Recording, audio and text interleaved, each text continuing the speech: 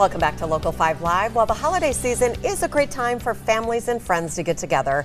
Things can get complex for divorced parents who are co-parenting their kids and want to spend as much time as possible with them during the season. So here to help lower the stress in these circumstances is Emily Pinzl, a family law attorney with Herrling Law Firm. Nice to see you, Emily. Hi, Emily. Thanks for having me. Well, we mentioned that this is a special time of year for families, especially kids, but for parents who are in that situation, what is the best way to approach this time of year when it comes to their custody? Yeah, the best approach I would say is to plan ahead. It's very important for parents to discuss their holiday plans in advance and try to come up with an agreed upon placement schedule that works best for their families. It also may be the case that the family has a pre-existing custody or placement order in effect. In that case, it's very important for families to make their holiday plans around that schedule just to avoid any issues or disagreements during the holidays. Well, what if it's not really an amicable relationship? You know, where can parents take it from there? How do they find a solution? Yeah, there definitely is a situation in which parents aren't able to amicably come to these agreements themselves.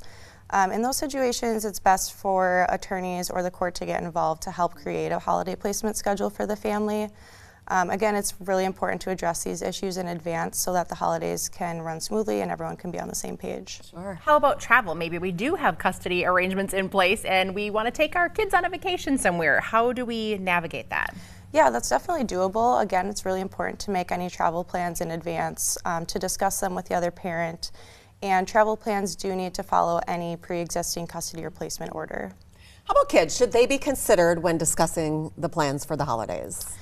In situations where the parents are amicably coming up with these placement schedules themselves, it may be beneficial to get a child's input on the schedule, but children shouldn't be involved in any disputes between the parents regarding a holiday placement schedule. And in situations where the court is involved, it's best to leave children out of the court process. But you do say we need to consider our kids' interests. That's really what should be at the heart of these decisions. Definitely, yeah.